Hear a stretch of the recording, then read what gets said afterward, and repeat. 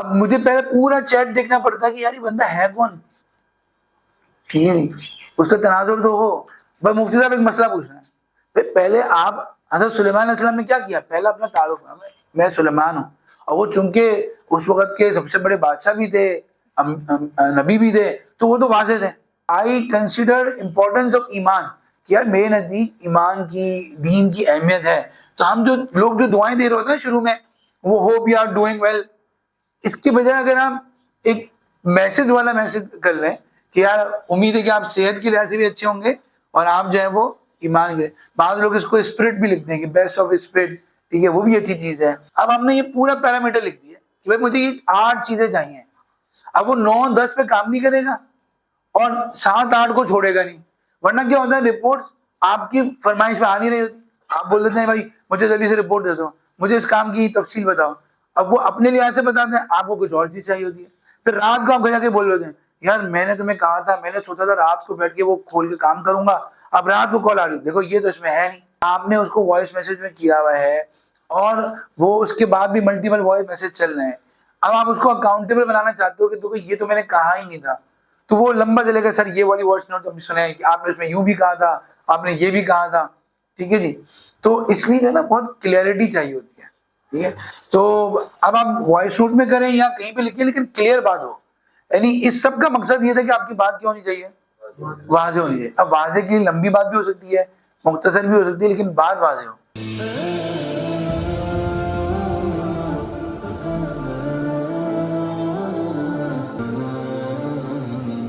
बिस्मिल्लाहिर्रहमानिर्रहीम। आज हमारी ट्रेनिंग जो है उसका बहुत अहम मौजू है कि how to write an email और यानी WhatsApp message according to Islamic guidelines.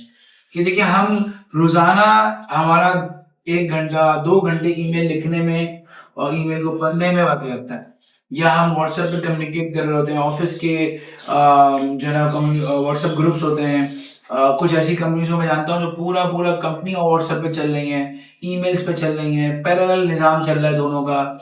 एक कंपनी है जो सोलर सॉल्यूशन किसी जगह पे, और वहां पर डिपार्टमेंट हेड जो है वो अपने सबऑर्डिनेट्स को, अपनी टीम मेंबर से रिपोर्ट मांग रहा है, आप मुझे जो है वो इस प्रोजेक्ट की रिपोर्ट बता दें कि अभी क्या स्टेटस, ठीक है, सोलर इंस्टॉल हो गया या नहीं हुआ, तो है ना। हमें रेलिवेंट लोगों को रखना चाहिए। देखिए अगर आप इररेलेवेंट लोगों को रख रहे हैं और वो ईमेल पढ़ रहा है, उसका 10 मिनट लग रहा है और उसको बाद में पता चलता है कि तुम उससे रेलिवेंट नहीं था, ठीक है जी, तो 10 मिनट आपने उसके जाया किए, और उस 10 मिनट की जो कंपनी ने उसको सैलरी दी, कंपनी को उसको कोई रिटर्न नहीं मिला, ठीक है, तो 10 मिनट उसके भी जाया हुए, कंपनी के भी जाया हुए।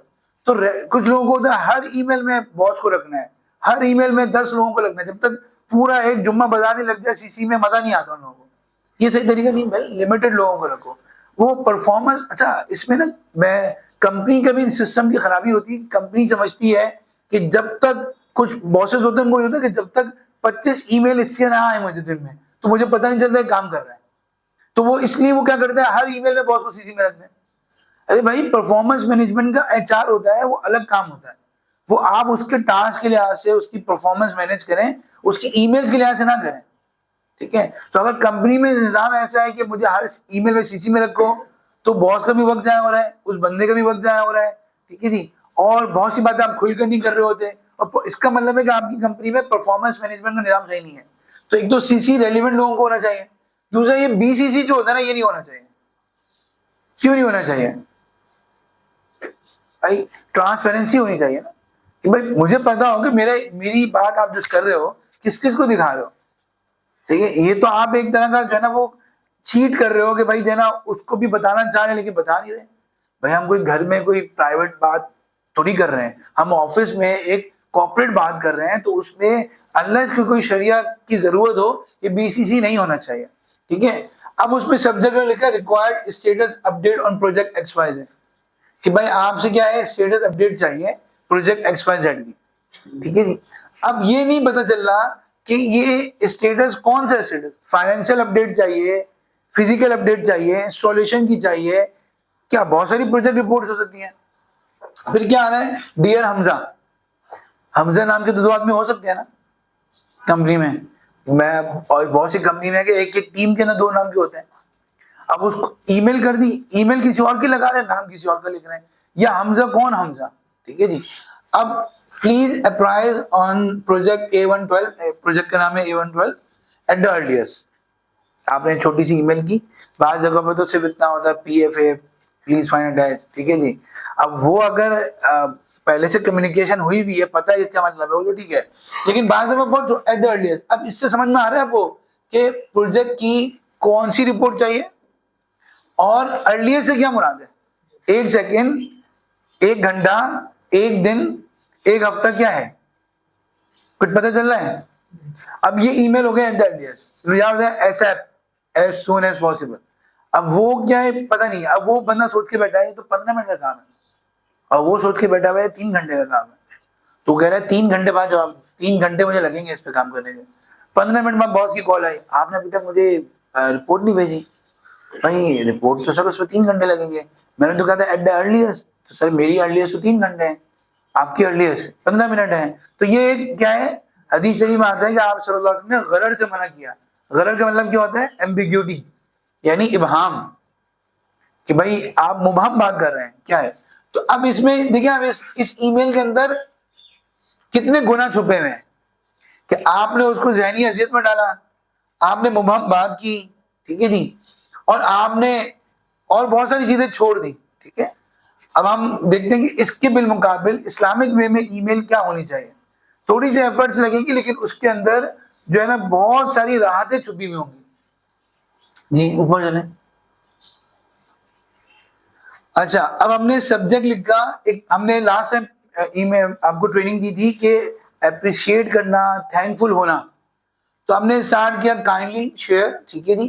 कंप्लीशन स्टेटस हमें पूछ रहे हैं कि भाई प्रोजेक्ट का फाइनेंस स्टेटस नहीं पूछ रहे, कैश फ्लो नहीं पूछ रहे, उसका परचेजिंग नहीं पूछ रहे, उसका हम पूछ रहे हैं कंप्लीशन कितना हुआ है।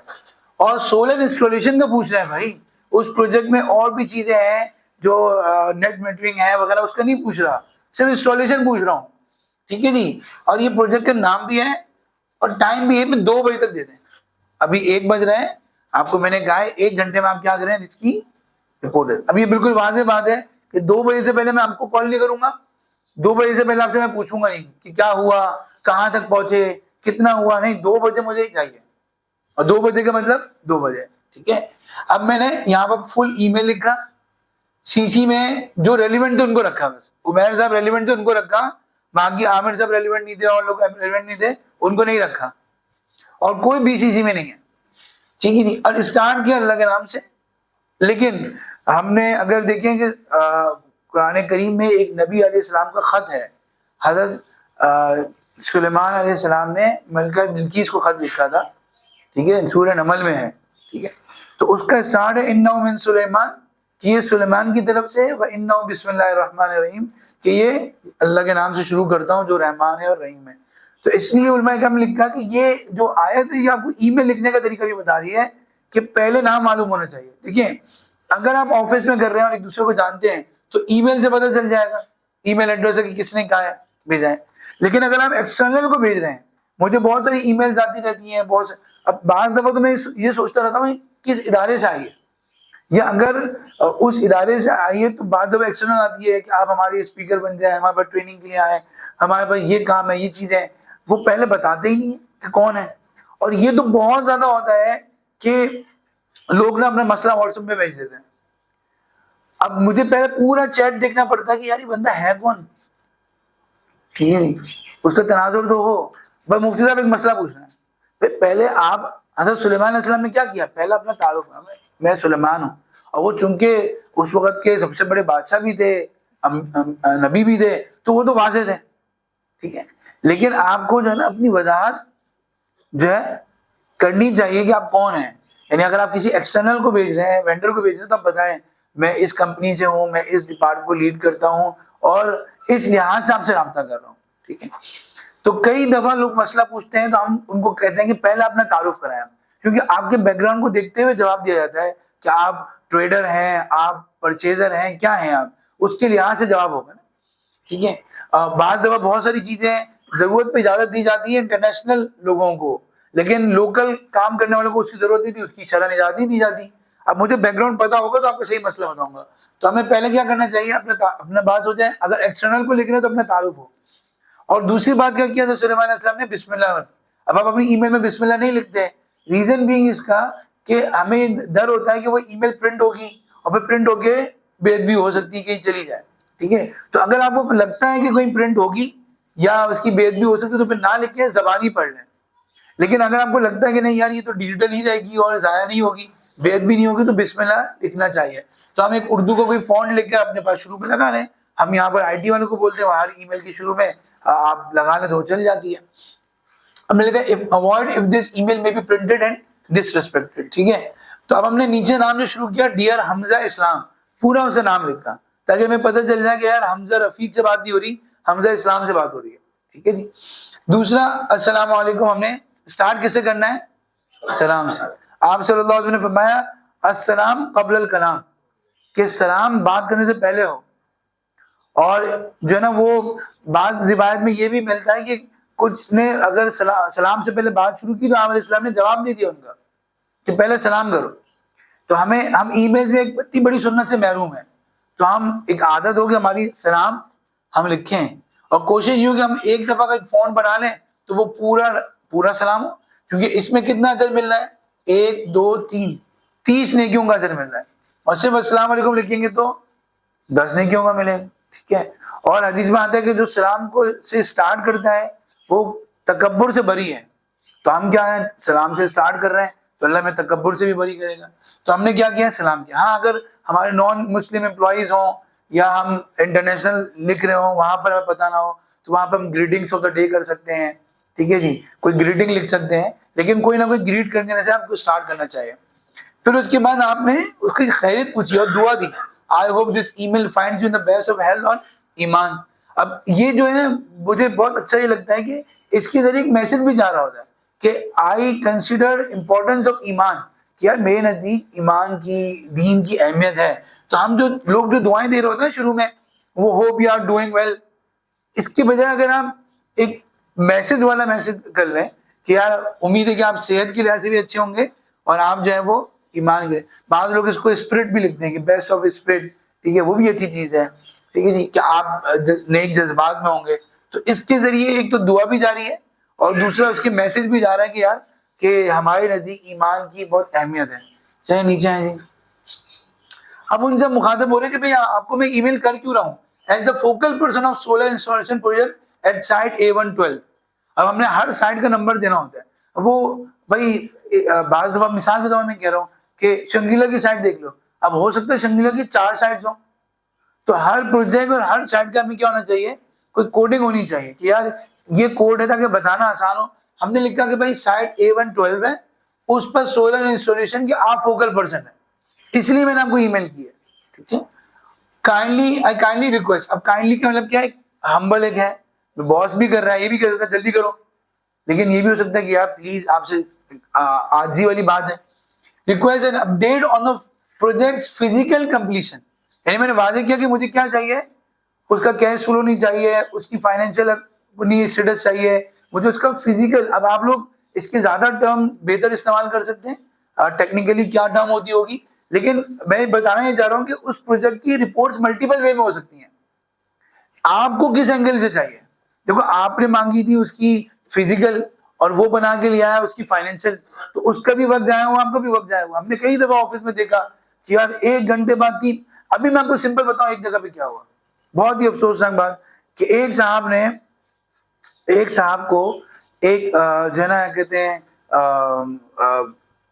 जो है ना मैं किस तरह बताऊंगी, कुछ चीजें कॉन्फिडेंशियल होती कि एक क्लिप भेजा, ठीक है, उस क्लिप के अंदर उन्होंने कुछ उस क्लिप के मुतालिक कोई तहकीक करनी थी, ठीक है। अब उस क्लिप में 4 बातें थी, तो जो उनके टीम वर्कर थे उन्होंने पूरा 1 दिन लगाकर उस क्लिप में जो एक बात थी, ठीक है, उसकी तहकीक करके भेजी। उन्होंने बताया कि नहीं मुझे तो इस क्लिप की जो एंड वाली बात थी उसकी तहकीक चाहिए थी, ठीक है। अब ये कम्युनिकेशन गैप हुआ ना, उन साहब की भी गलत इंटेंशन नहीं थी कि वो सामने वाले को तकलीफ दें, इस सामने वाले की भी गलत इंटेंशन नहीं थी कि यार वो गलत रिपोर्ट करें, लेकिन चूंकि क्लैरिटी नहीं दी तो पूरा एक दिन जाया हुआ, उसकी तहकीक जाया हुई, उसका रिसर्च जाया हुई, और पता चला इसकी तो रिसर्च ही नहीं करनी।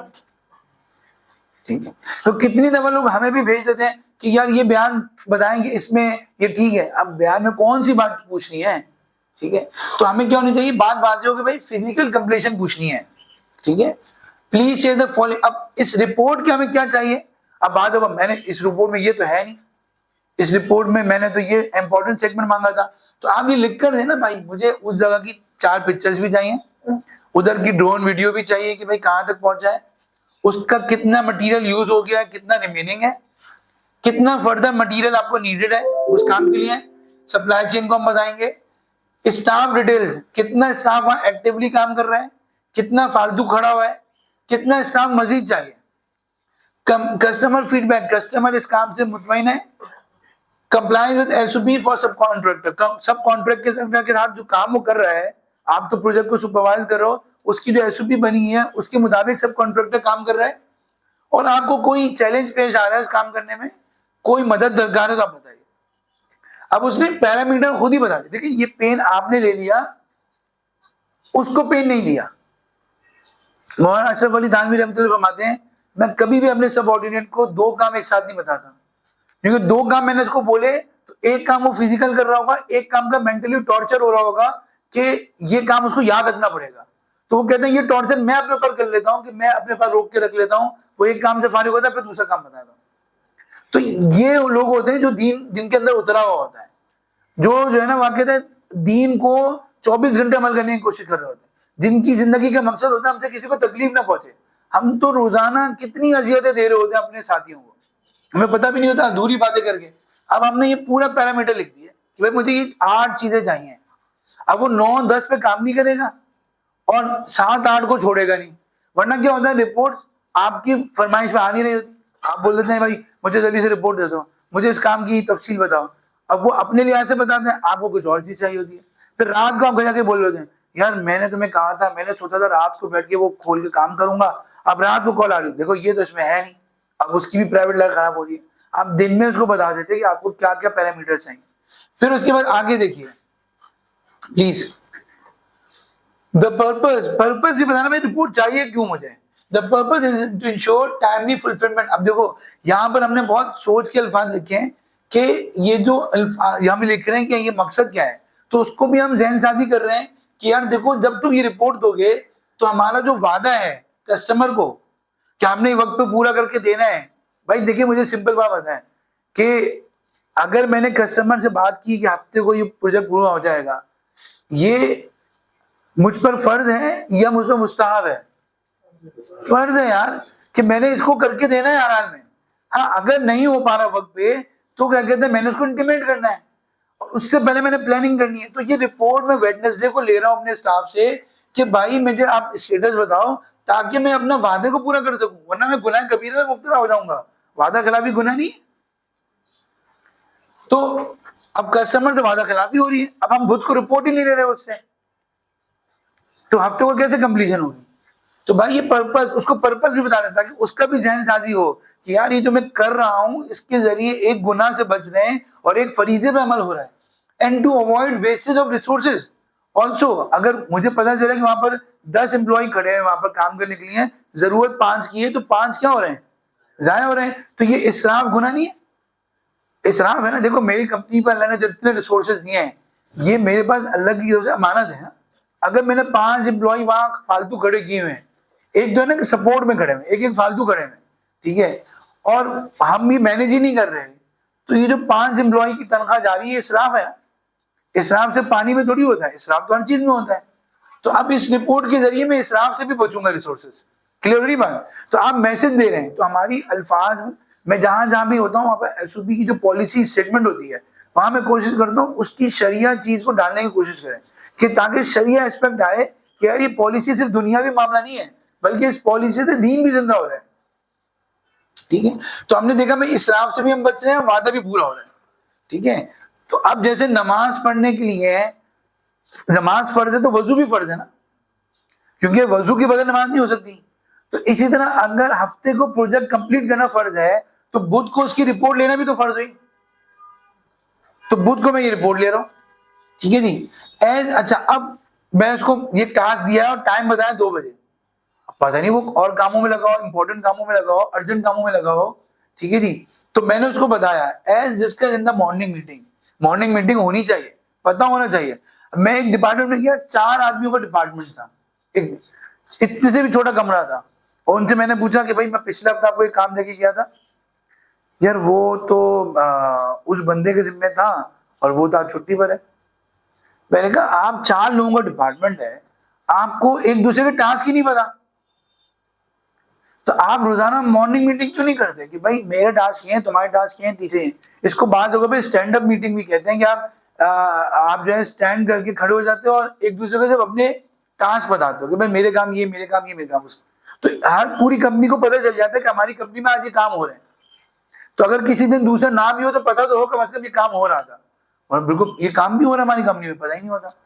तो हमने ही बताया कि भाई मेरी मॉर्निंग मीटिंग में आपसे बात हुई थी और मुझे आपके टास्क की प्रायोरिटी भी नजर आ रही है, यानी एचओडी के पास हर एम्प्लॉय के टास्क की एक लिस्ट होनी चाहिए कि आज वो किन लिस्ट पे काम कर रहा है। तो मुझे पता है कि आप अभी कोई Q1 में काम नहीं कर रहे हैं। आप अभी Q1 किसको कहते हैं, हर टाइम मैनेजमेंट के क्वाड्रेंट होते हैं ना, Q1 कहते हैं अर्जेंट भी और इंपॉर्टेंट भी है, Q2 होता है जो अर्जेंट तो नहीं है लेकिन इंपॉर्टेंट है, ठीक है।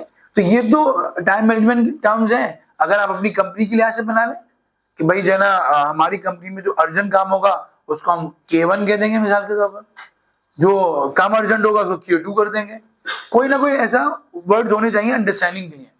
तो Q1 मुझे पता है कि Q1 में आप नहीं है, यानी देखो मैंने अगर उसको पता है कि यार ये बंदा एक काम कर रहा है जो 3 बजे तक करके देना है, और मैं उसको फिर ईमेल दे रहा हूँ कि 2 बजे तक करके दो, तो मैं ये उसको अजियत नहीं दे रहा, और कैसे करेगा वो इंसान है, उसको हमने एक टास्क दिया हुआ है तो 3 बजे तक ही मुमकिन हो सकता है, तो आप उसको 2 बजे तक का टास्क कैसे दे रहे हैं, इसका मतलब आप भी मैनेज नहीं कर पा रहे। यानी मिसाल के तौर पर होता क्या है कि हम एक बंदे को 10 काम देके सुबह खाली होकर बैठ जाते हैं कि शाम में वो काम करके देगा, और उस बंदे को भी पता है कि ना तो सुनते नहीं है सर, तो ना भी नहीं कर सकते, और उस बंदे को भी पता है कि 10 में से 5 काम ही हो सकते हैं इंसानी तौर पर, तो उसको भी पता है कि यार सर क्या करेंगे, या तो पूछेंगे नहीं शाम में, और अगर पूछेंगे तो 2 सुना देंगे, कोई बात नहीं। तो ये कल्चर क्या बन जाता है माशरे में कि भाई जो बोलने में यस ले लो। हमें ऐसा कल्चर नहीं बनाना, हमें प्रैक्टिकल कल्चर बनाना है। भाई मैं उसको कह रहा हूँ कि 2 बजे तक मुझे करके दो, तो मुझे भी मालूम होना चाहिए कि इसके पास कोई अर्जेंट टास्क नहीं है। तो मैंने लिखा कि भाई मुझे पता है कि मॉर्निंग मीटिंग में भी मुझे पता है, और करंट टास्क की जो शीट आ रही है गूगल पे उससे भी मुझे मालूम हो रहा है कि आपके पास कोई अर्जेंट टास्क नहीं है, तो इसलिए आप मुझे 1 घंटे के अंदर क्या करके दें, कंप्लीट कर देते हैं। If you are engage with Q1 task, लेकिन अगर मुझे इल्म नहीं है, भूल गया हूं, और आप Q1 में हैं, ठीक है जी, और या आप Q2 हमें कोई फारिग तो नहीं बैठा होगा ना, कोई उसने इंपॉर्टेंट काम उठाया हुआ होगा, और अभी वो उसको छोड़कर आप दूसरे काम में लगाएंगे, तो वो काम बाद में आइडिया आ चुका होता है, उसको बस नोक पलक करके फारिग करना होता है। तो उसको मैंने कहा इंसानी तौर पे कहा कि अगर तुम कोई ऑनगोइंग क्यू टास्क कर रहे थे तो आप जो है 30 मिनट और ले लो। अब आपका मुझे रिपोर्ट भेजेंगे 2:30 बजे भेजेंगे, आप 30 मिनट में वो Q1 टास्क निपटाओ, अर्जेंट टास्क। या अगर पिछला करते, मैं एक फाइनेंस डिपार्ट को एक दफा मैं एक बॉस ने मुझे बोला कि आप फाइनेंस डिपार्ट के साथ मीटिंग करें और देखिए ये काम, इनका काम वक्त पे क्यों नहीं होता है। अच्छा, वक्त पे क्यों नहीं होते, मैंने उनके साथ बैठ के बहुत थॉरली बनाकर उनकी हर शीट पे ना टाइमलाइन बनाई, कैश फ्लो और हर कैश स्टेटमेंट, हर उनकी कोई 20-22 अभी भी मेरे लैपटॉप में होंगी एसओपीज बनाई हमने, और हर चीज का टाइम लगा कि भाई 10 बजे ये होगा, 11 बजे ये होगा, 12 बजे ये होगा, हर चीज बना दी। उससे थोड़ी बेहतरी आई, लेकिन फिर सीईओ साहब ने मुझे बोला कि आप इनके साथ बैठे कि ये लोग वक्त पे क्यों नहीं करके दे रहे, जो टाइम लिखा है वो क्यों नहीं दे रहे। मैंने उनको कहा कि भाई उन लोगों को मैं यहाँ पर नहीं बिठाऊंगा, ये लोग बात नहीं सही करेंगे, मैं इनको कहीं खाने पे लेके जाऊंगा, आप पैसे दें। उन्होंने कहा आप ले जाए किसी रेस्टोरेंट में। मैं उन लोगों को उठा के लेके एक रेस्टोरेंट, वहां मैंने बोला देखो यहाँ कोई कैमरा नहीं है, कोई मोबाइल रिकॉर्डिंग नहीं हो रही, अंदर की बात बता वक्त पे क्यों नहीं करते। उन्होंने कहा भाई वक्त पे इसलिए नहीं करते कि हम एक टास्क कर रहे होते हैं, 10 बजे देना होता है, फोन आ जाता है बिलाल मेरे कमरे में आना, अब कमरे में बुला लिया। अच्छा वो चेक का क्या हुआ, उस चेक का ये चेक हुआ कि नहीं हुआ। अब मैं जो कर रहा था, जो फॉर्मूला लगा रहा था, सब कुछ कर रहा था, वो ध्यान से निकल गया था। अब मैं उनके पास पहुंचा, ठीक है जी, वो रह गया। अब उन्होंने कहा चेक वेक किया, अच्छा मैंने कर दिया, फिर मैं जाके बैठा, तो अब वो टाइम तो बढ़ जाएगा ना फिर। तो फिर मैंने मीटिंग की सीईओ साहब से, मैंने कहा आप देखें जब बुलाते हैं ना, आप पहले फोन करके पूछा करें कि तुम कोई अर्जेंट टास्क कर रहे हो, अगर कर रहे हो तो उसको मुकम्मल करके मेरे कमरे में आ जाना। कोई आग तो नहीं लगी ना कि अभी ही चेक पे साइन करना है। आप उसको बोल दो कि भाई जो है ना आपको एक टास्क अर्जेंट कर रहे हो, निपटा कर फिर 15 मिनट में मेरे पास आ जाओ, ठीक है। तो ये दिन हमारे एक उस्ताद है, उन्होंने मुझे बोला कि सुबह 9 बजे आना, बड़े मुफ्ती साहब है। मैं थोड़ा लेट हो रहा था, मैंने उनको मैसेज किया कि मैं 9 बजे नहीं पहुंचूंगा। उन्होंने बहुत तसल्ली से कहा आप गाड़ी आराम से चलाइएगा, कोई जल्दी नहीं है, मैं 10 बजे तक उसी ऑफिस में आराम से बैठा हूँ। तो ये होते हैं दीन के एक दूसरे की राहत का जरिया, एक दूसरे को काम सिखाना, ठीक है। तो दोनों तरफ से। तो हमने कहा कि भाई अगर आप फारिग हैं तो 2 बजे तक करिएगा, अगर आप Q1 में हैं तो आप क्या करें 30 मिनट और ले लें, लेकिन 2:30 तक करना है। फिर भी अगर आपको लगता है कि आपका ये काम ऐसा बड़ा हुआ है कि नहीं हो रहा, तो मैंने आप अपना अभी जो काम है ये आप फराज को दे सकते हैं, और उसको और उसके एचओडी को मैंने सीसी भी कर दिया है। क्यों? इसलिए कि भाई अगर मैंने कहा कि यार ये काम जो है ना रिपोर्ट, ये हमजा ही अच्छा बना सकता है, उसको ही पूरा पता है, लेकिन जो ये काम कर रहा है ना दूसरा वाला, ये तो एक कैश फ्लो की स्टेटमेंट बना रहा है, ये तो फराज भी बना सकता है, ठीक है। तो आप इस काम को करें, उस काम को किसको कर दें। अब होता क्या है कि हमने कंपनी में देखा है, मैंने खुद टास्क दिया है किसी को और उसने क्या कर दिया, दूसरे को डेलीगेट कर दिया। अब वो क्वालिटी नहीं आई, मुझे तो इससे एक्सपेक्ट था, वो सर मैंने तो नहीं बनाई ये रिपोर्ट, वो तो इसने बनाई। तो भाई आपको दी थी ना, आपको किसने कहा था कि आप किसी और को दे दें? आप अपना कोई टास्क उसको दे सकते थे। अच्छा अपना टास्क उसको दें तो हो सकता है वो दूसरे डिपार्ट का हो, तो उसका एचओडी ने भी काम दिया, तो उसको भी आप सीसी में रखें एचओडी को, ताकि उसके एचओडी को पता हो कि यार इसको दूसरे डिपार्ट के लोगों ने काम दिया है, तो जो है ना इसको अभी मैंने काम नहीं देना।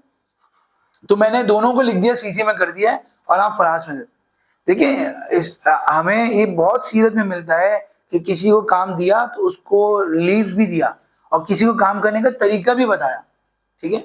तो इसकी बहुत सारी सीरत में मिसालें हैं। अच्छा अब उसके साथ साथ क्या है, हम चूंकि व्हाट्सएप भी करते हैं, तो मैंने उसको लिखा कि I have also send you a WhatsApp message as a quick reminder, कि चूंकि ये ईमेल थी जो अर्जेंट जवाब देना था, अब हो सकता था वो साहब जो है अपने काम में लगे रहते, हर वक्त तो ईमेल नहीं देखता ना बंदा, तो वो ईमेल देखते ही नहीं, 1:30 बजे देखते उसको, और उनके पास अब टाइम बचता ही नहीं, तो वो 2 बजे तक कैसे रिपोर्ट देते हैं। तो मैंने एज्यूम क्यों कर लिया कि हर बात को वो ईमेल पे देख रहा है, तो मैंने कहा कि मैंने आपको एक व्हाट्सएप भी मैसेज कर दिया है आपको एक रिमाइंडर तौर पर कि भाई आप इस ईमेल को देख लें। लेकिन अब उसको हम ये बोले कि तुम व्हाट्सएप पे भी रिप्लाई करो, ईमेल पे भी रिप्लाई करो, तो मैंने उसको बता दिया कि अगर तुम इस ईमेल को एक्नॉलेज कर लेते हो तो तुम्हें व्हाट्सएप पे रिप्लाई करने की कोई जरूरत नहीं। शाह से ज्यादा शाह के वफादानी बनो कि यहाँ भी रिप्लाई कर रहे हो, वहां भी कर रहे हो, नंबर बढ़ा लो, काम करो, काम करने के लिए आए, ठीक है जी। तो अब क्या हो रहा है, अच्छा वहां पे रिप्लाई कर रहे होते ना तो कोई रिमाइंडर के तौर पर था, अगर मैंने ईमेल पे व्हाट्सएप ईमेल पे जवाब दे दिया है, ठीक है जी, तो फिर व्हाट्सएप पे कम्युनिकेट करने की जरूरत नहीं है, अगर व्हाट्सएप पे किया तो ईमेल पे करने की जरूरत नहीं है। Your efforts are instrumental to success. अब नीचे आपने इसको थैंक यू किया, जज़ाकल्लाह खैर, हमने जज़ाकल्लाह का वर्ड इस्तेमाल कर लिया थैंक की जगह, और फॉर डेडिकेशन हार्ड वर्क, और दुआ भी दे दी उसको, और एंड में उसको एक्शन टाइम बता दिया, जिसको हम मार्केटिंग में कहते हैं कि कॉल टू एक्शन, कि भाई करना क्या है। बट 2:30 PM तक आपकी क्या है, रिस्पॉन्स चाहिए। नीचे आए, आखिर में हमने यहाँ पर एक चीज मुझसे हो गई, बेस्ट रिगार्ड एंड सलाम, आखिर में सलाम करना चाहिए, क्योंकि हदीस में आता है कि शुरू में भी करो सलाम और आखिर में भी करो, एक सलाम दूसरा का मुकाबिल नहीं है, यानी एक सलाम के जरिए आपको दूसरे सलाम का अजर नहीं मिलेगा, दोनों जरूरी हैं, शुरू में भी और एंड में भी।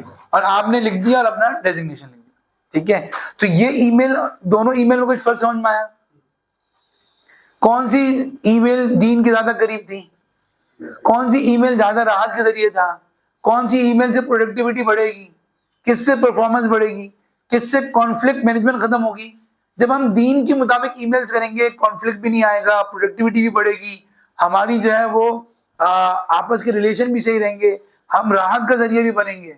लेकिन अगर दीन के मुताबिक हमारी कम्युनिकेशन नहीं हो रही, तो हम नमाजी हाजी होकर भी लोगों को तकलीफें दे रहे होंगे, अपनी टास्क पूरे नहीं कर रहे होंगे, और जहनी अजियत का जरिया बन रहे होंगे, और हम जो है वो पता भी नहीं चल रहा होगा कि आखिरत में पता चलेगा। हदीस में आता है कि बहुत से लोग बड़ी नेकियां लेकर दुनिया आखिरत में आएंगे पहाड़ों जैसी, लेकिन किसी को गाली दी होगी, किसी को तकलीफ दी होगी, तो उनका नेकियां उनको मुंतकिल होती चली जाएंगी, तो फिर उनके बाद सारी नेकियां खत्म हो जाएंगी। तो हम ये देखिए कि हमारी पूरी ईमेल्स के जरिए जो है ना वो कोई तकलीफ ना हो रही हो, बात क्लियर हो रही हो और प्रोडक्टिविटी बढ़ रही हो। तो इसमें आपको कोई फायदा हुआ होगा। आपको क्वेश्चन आंसर तो हम कर सकते हैं। जी हाँ मैम। सर जैसे पहले जो ईमेल थी हमारी बन रही थी, उसमें हार्डली जैसे हमने 10 सेकंड लगे और दूसरी ईमेल काफी तफसीली थी। अब पूरे दिन हम इतनी तफसीली ईमेल है, अगर करते रहेंगे जाहिर बात है अगले का भी वक्त इतनी तफसीली ईमेल देखने का भी नहीं होगा। और भाई आदमी को 10 आ रही है ईमेल आ रही है, उसको 15 मिनट लग रहे हैं, तो इस तरह की ईमेल आएंगी तो 45 मिनट लग जाएंगे। ये तो बड़ा अहम सवाल है कि मुझे यही बात थी, मैंने कहा यही सबसे पहले सवाल आएगा कि यार आसान क्या है और इतनी मुख्तसर लिख दो और इतनी तफसीली लिखेंगे, बात को सोच के लिखेंगे। अच्छा, इसमें दो बातें हैं। एक तो ये है कि हमें जैसे हमें सुलेमान अलैहिस्सलाम का खत पढ़े ना, तो एक लाइन क्या है, इन्ना मिन सुलेमाना व इन्ना बिस्मिल्लाहिर्रहमानिर रहीम अल्लाह तालू अलैया वातूनी मुस्लिमीन। तो इसके साथ मुफ्ती शफी साहब रहमतुल्लाह ने लिखा है कि हमें बात बहुत बिला वजह की तिवालत नहीं करनी चाहिए। और ये अब जब से चैट जीपीटी आया ना, तो चैट जीपीटी तो एक बार आप लिख कर दो ना, वो इतनी लंबा पूरा बना के देता है। अब बाद लोगों की ईमेल आती है, मैं कहता हूँ भाई ये इसकी नहीं है, चैट जीपीटी की ईमेल है, ठीक है नहीं। और इतना तवीली आपका it is highly precise and वो इंडीड यू आर ना, बहुत लंबी लंबी। अच्छा, चैट जीपीटी को भी ना प्रॉम्प्ट देने का तरीका होता है। आप उसको अगर लिखेंगे ना कि ये जो मैंने दोनों बनाई है ना, ये चैट जीपीटी नहीं बनाई है, ठीक है जी, इसमें मैंने वर्डिंग चेंज की है, लेकिन मैंने उसको प्रॉम्प्ट दिया था कि एलिब्रेट नहीं करना, कंसाइज करना, तो वो इस तरह कर देता है। तो एक तो हम जो है ना, बाहर पॉलिसीज भी बहुत आती हैं कि इतनी लंबी लंबी पॉलिसी होती है, मकसूद पर इतना होता है कि आप बिला वजह सोशल मीडिया इस्तेमाल नहीं करो। अब उसके लिए इतनी लंबी यूं यूं यूं यूं, अब उसको देख के पढ़ते रहो, तो ये वक्त जाया करने वाली बात है। ये बात तो मैं मानता हूँ कि बिला वजह की तिवालत नहीं होनी चाहिए। और हदीस में भी आता है कि माँ कल्ला वदल्ला, कि वो बेहतरीन कलाम वो है जो बात मुकम्मल करे लेकिन अल्फाज कम हो। ये बात तो ठीक है, लेकिन इसके साथ दूसरी बात पे गौर करें कि कंप्लीटनेस भी जरूरी है ना, बात को मुकम्मल करना भी क्या है। अब आप मुझे इस ईमेल में दिखाएं, आप मुझे ईमेल है, इस ईमेल में कोई एक वर्ड आप अननेसेसरी बता दें। देखिए, आप अगर उसको रिपोर्ट में अपनी वो ही नहीं बताएंगे कि क्या चाहिए मुझे, ठीक है, तो वो आपके पैरामीटर, या तो पैरामीटर डिफाइन हो कि भाई completeness report, physical completeness report क्या होती है, आपने पहले से उसको बताया हुआ हो, तो फिर तो आपको लिखने की जरूरत नहीं है। लेकिन अगर आपने उसको कहीं बताया हुआ नहीं कि मुझे रिपोर्ट में क्या चाहिए, ठीक है जी, आपकी कोई यूनिक रिपोर्ट है जो अभी नहीं मांग रहे आप, तो एक तो है ना कि आपके पास इनवॉइस बना के लिया, इनवॉइस का फॉर्मेट बना हुआ है, फिर तो ठीक है, आपको पता नहीं। लेकिन अगर एक रिपोर्ट का नहीं है, मैंने खुद अपनी जिंदगी में देखा है कॉर्पोरेट लाइफ में कि एक एक घंटा, एक एक दिन, एक एक हफ्ता लगा के लोग लेके जाते हैं रिपोर्ट, और वो कहते हैं, बॉस कहते हैं मुझे तो ये चाहिए नहीं, ये डाटा तो चाहिए नहीं था मुझे, तुमने इतनी बिला वजह डाटा कर दिया, ठीक है। तो तुमने जो इतना सारा ले आया कि भाई 5 साल में जो है ना ये सोलर की कीमतें क्या क्या है, मुझे तो चाहिए नहीं, मुझे तो कराची की चाहिए थी रेट। अब उसका भी वक्त लगा और आपको भी तो एक्सपेक्टेशन तो पूरी लिखे हैं। अब वो छोटे अल्फाज में भी आप लिख सकते हैं। दूसरा, ये बात भी इंपॉर्टेंट है ना कि आप उसको मैसेज भी दें कि हमारा मुख्तसर के, फिर आप उसको देखिए, ये जो मैंने लिखा है ये तो बहुत डिटेल लिखा है ना कि 2 बजे तक, आप उसको लिख दें भाई 2 बजे तक, अनलेस कोई Q1 हो, कोई लेकिन हर एक के पीछे एक मैसेज है कि भाई आपको कब तक मुकम्मल करना है। अब अर्लीस्ट काफी नहीं है, अर्लीस्ट की डेफिनेशन अलग हो सकती है। असल में देखिए आमिर भाई, 2 चीज हो सकती है, या तो आप ईमेल लिखते वक्त का पेन बर्दाश्त कर लो, या आप जब काम आएगा और इनकम्प्लीट आएगा या खराब आएगा या एक्सपेक्टेशन में नहीं उतरेगा, उसका पेन बर्दाश्त कर लो, ठीक है। तो 2 में से एक वक्त तो तकलीफ होगी, अब आपके ऊपर है कौन सी तकलीफ बर्दाश्त कर दो, ठीक है। बाकी बात है अगर वॉइस नोट ये हो सकता है, ये हो सकता है कि आप कहें कि ये ईमेल मैंने की है, इसकी तफसीलात मैं आपको वॉइस मैसेज में कर रहा हूँ, ठीक है जी, ये हो सकता है। लेकिन मैं कहता हूँ कि उसमें भी ना बाद दफा ऐसा होता है कि आप जो, ये तो एक छोटा टास्क है, वो तो ठीक है, लेकिन वो तो होता ही कि हम उसकी वजाहत वॉइस नोट पे कर रहे होते हैं। लेकिन बाद दफा ऐसा होता है कि वो एक प्रोजेक्ट होता है 15 दिन का, हफ्ते का, और आपने उसको वॉइस मैसेज में किया हुआ है, और वो उसके बाद भी मल्टीपल वॉइस मैसेज चल रहे हैं। अब आप उसको अकाउंटेबल बनाना चाहते हो कि देखो ये तो मैंने कहा ही नहीं था, तो वो लंबा चलेगा, सर ये वाली वॉइस नोट हमने सुना है कि आपने उसमें यूं भी कहा था, आपने ये भी कहा था, ठीक है जी। तो इसलिए जो है ना बहुत क्लियरिटी चाहिए होती है, ठीक है। तो अब आप वॉइस नोट में करें या कहीं पे लिखिए, लेकिन क्लियर बात हो। यानी इस सब का मकसद ये था कि आपकी बात क्या होनी चाहिए, वाज़ेह होनी चाहिए। अब वाज़ेह के लिए लंबी बात भी हो सकती है, मुख्तसर भी हो सकती है, लेकिन बात वाज़ेह हो, ठीक है। आप जो कह रहे थे कि लोग ईमेल पढ़ते नहीं, हम इतनी तफसील करेंगे, लोगों को ईमेल पढ़ने में मजबूर किया जाएगा जब वो ये करके लाएंगे ना, और उसके बाद इसके मुताबिक नहीं होगा तो आप उनको बोलेंगे कि भाई दोबारा बना के लाओ, आज आपको एक्स्ट्रा बैठना है, मैंने तो आपको क्लियर टास्क दिया था, क्लियर बात की, इसके पैरामीटर के मुताबिक क्यों नहीं है, ठीक है। तो जब आप क्लियर बात नहीं करेंगे ना तो उनके पास भी होगा, वो मुख्तसर चीज बना के ले जाएंगे आपके पास, सर आप ही ने तो कहा था स्टेटस देते हैं, स्टेटस ये है, ठीक है। लेकिन आज आप पूरी चीज उनको बताएंगे तो वो बाउंड होंगे, और अगर उन्हें ईमेल नहीं पढ़ी है तो उसके मुताबिक करने पे क्या होंगे, बाउंड होंगे। अभी कल मैंने अपने यूनिवर्सिटी के स्टूडेंट्स को प्रोजेक्ट की गाइडलाइंस दी है, पूरी डिटेल बनाकर, कितनी स्लाइड्स होंगी, क्योंकि मुझे पता है वो बच्चे हैं, मैं उनको बोलूंगा एक प्रेजेंटेशन बना के लिया, वो 2 स्लाइड्स बना के ले आएंगे, प्रेजेंटेशन तो वो भी है, मैं किस तरह आखिरत में जवाब दूंगा अगर मैं उनके नंबर काट लूंगा। वो अल्लाह ताला को बोलेंगे कि भाई इन्होंने तो कहा था कि हमें प्रेजेंटेशन दो, प्रेजेंटेशन तो 2 स्लाइड की भी होती है, और मैंने अपना मेयार बनाया हुआ है कि 10 स्लाइड होनी चाहिए, तो आपने बात वाज़ेह क्यों नहीं की।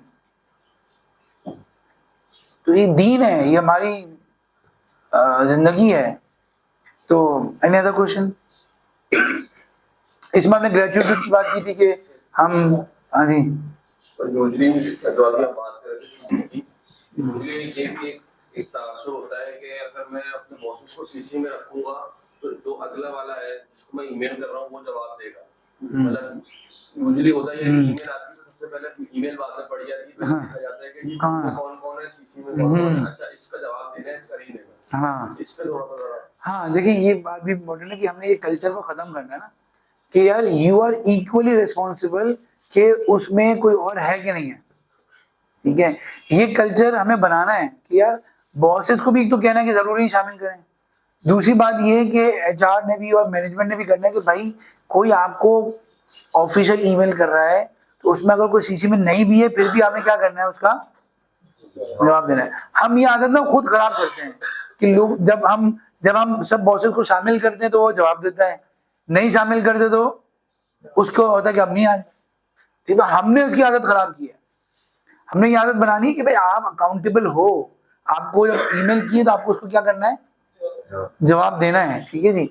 और देखिए एक और इसमें बड़ा मसला ये भी होता है गवाही का मसला ये है कि मैं एक मीटिंग में नहीं हूँ, ठीक है, मुझे बात वाज़ेह नहीं है, आपने मुझे सीसी में रख लिया और मैं उस सीसी में चल रहा हूँ, अब मुझे पता ही नहीं कि ये जो बात बोल रहे हैं कि यार हमने तो ये कहा था, आपने ये करना था, तो बॉस भी सीसी में है। अब बॉस अगर खामोश है तो इसका मतलब है कि वो इस बात की गवाही दे रहे हैं कि ये बात हुई थी। अब वो गवाही दे तो वो तो मीटिंग में ही नहीं था, उसको पता ही नहीं था कि हुआ था कि नहीं हुआ था। तो अब अगर वो बोलता है तो ताल्लुकात खराब होंगे कि भाई आपने मेरी बात को नेगेट कर दिया। तो जो बंदा रेलिवेंट था नहीं, अब उसको डाला क्यों, ठीक है। और दूसरी बात ये है कि अब अगर वो, मैंने एक जगह पे बात की, एक बंदे से बात की, उस बंदे ने कहा कि ये चीज मुझ तक नहीं पहुंची फाइल। मैंने कहा उस बंदे ने ग्रुप में ये लिखा है कि मैंने ये हैंड ओवर कर दी उस बंदे को और मैं छुट्टियों पे जा रहा हूं, तो अब आप जो है रिस्पॉन्सिबल हैं, आप इसकी डिलीवरी पे मुझे दें। तो उसने कहा नहीं वो देके नहीं गया। तो मैंने कहा आपने ग्रुप में क्यों नहीं लिखा, कहने लगे मैंने पर्सनल उसको लिख दिया था कि तुमने मुझे चीज नहीं दी। मैं कहा आप ग्रुप में खामोश है, इसका मतलब क्या है, आपने कंसर्न दिया इसका। अगर वो नहीं है तो आप ग्रुप में रिप्लाई करें कि भाई आपने मुझे ये फाइल नहीं दी है, ठीक है। यही मतलब सीसी का भी है, ठीक है।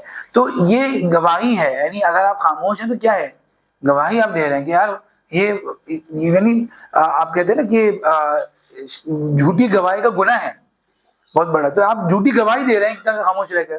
तो इसलिए जो ना कहते हैं सीसी में जब किसी को रखें तो वो रेलिवेंट होना चाहिए। अगर इरेलीवेंट बंदा को रखा तो उसके ऊपर जिम्मेदारी कि वो बताए कि भाई मुझे इस मामले का नहीं पता। तो खैर हम जो बात कर रहे थे ईमेल पे, तो बात चली गई सीसी के ऊपर, लेकिन मेन हमारी बात ये थी कि ईमेल वाज़ेह भी हो और ईमेल के अंदर ग्रेटिट्यूड का भी हो, यानी आप थैंक्स हम कर रहे हैं, जज़ाकल्लाह कर रहे हैं, शुरू में दुआ दे रहे हैं, तो एक तरह का पॉजिटिव नोट भी हो। और जब इसकी ईमेल का जवाब आ जाएगा तो हम उस पर थैंक्स भी करेंगे और उसकी पैरामोटा के मुताबिक चलेंगे। थोड़ा सा मुश्किल है, देखिए एवरी चेंज जो है ना वो डिफिकल्ट होता है, लेकिन अगर आप चेंज नहीं लाएंगे तो इम्प्रूवमेंट ही नहीं आएगी ना। आप ही कह रहे हैं कि हम इस्लाम के मुताबिक ईमेल करना चाह रहे हैं और आप ट्रेडिशन से हटना भी नहीं चाह रहे, तो मुश्किल हो जाएगा। इस्लाम सिर्फ दाढ़ी टोपी का नाम नहीं है भाई, तो ये तो हर वक्त की प्रैक्टिस का नाम है। हमारी ईमेल जो आप बताएं, हर कोई अपने दिल में सोचे कि मेरी कितनी ईमेल इसके मुताबिक होती है और मेरी ईमेल से कितने लोगों को तकलीफें होती हैं, मेरी ईमेल से मुबहम बात करके कितने लोगों को तकलीफ होती है। सही है। आप देखें कि आपको हर हदीस में इरशाद जो है ना वाज़ेह तौर पर मिलेगा। हज़रत आयशा रज़ी अल्लाह अन्हा के सामने एक बंदा तेज तेज बोल रहा था, आप अलैहिस्सलाम ने आप रज़ी अल्लाह ने फरमाया कि आप सल्लल्लाहु अलैहि वसल्लम, तिरमिज़ी में है कि आप सल्लल्लाहु अलैहि वसल्लम इतना तेज नहीं बोलते थे, आप इस तरह बोलते थे कि हम उनके वर्ड्स को काउंट कर सकते थे, और जब कोई इंपॉर्टेंट बात बोलते थे वो को 3 दफा बोलते थे। तो क्लैरिटी थी ना आपकी बात में कि हल्के बोलना। अब बाद दफा क्या होता है कि वो इतना तेज बोल दिया था, मैंने अभी कल परसों एक बंदे का वॉइस मैसेज आया, मैंने उसको 1 भी करके सुना, 1.5 भी करके सुना, 2 भी करके सुना, मुझे समझ में नहीं आ रहा क्या कह रहा है वो आपको क्या बोला भाई। फिर मैंने उनको बोला भाई एक तो आपका नंबर सेफ नहीं है, दूसरा आप क्या चाह रहे हैं, मुझे तो लग रहा है आपने किसी और कंपनी का मैसेज मुझे कर दिया है, आप ये क्या बोल रहे हैं। कहने लगे मैं वो हूँ जो आज मैं उनके साथ आया था और आपके एक सबऑर्डिनेट को मैंने एक फ्लायर बनाने को दिया था, तो उसका फ्लायर अभी तक नहीं मिला। ओह माशाल्लाह यार, मैंने कहा यार माशाल्लाह आपने क्या बात की। मैं कह रहा हूँ कि बंदा मुझसे क्यों पूछ रहा है, मैं शरीयत एडवाइजर हूँ या फ्लायर बनाता हूँ लोगों के, कि मुझसे बोलना फ्लायर नहीं मिला अभी तक। तो कौन सा फ्लायर, किसका फ्लायर, कहाँ का फ्लायर, अच्छा ये बात है। मैं अच्छा है। तो लोग अज्यूम कर लेते हैं कि हमारा नंबर उसके पास सेव भी होगा, उसको इल्म में गायब भी है। तो ये तो बातें ना सबको तकलीफ होती है, वक्त जाया होता है, वहां से बात होनी चाहिए और ग्रेटिट्यूड भी करना चाहिए। थैंक्स अ लॉट, और हम इस ट्रेनिंग पे इम्प्लीमेंट करने की कोशिश करेंगे इंशाल्लाह।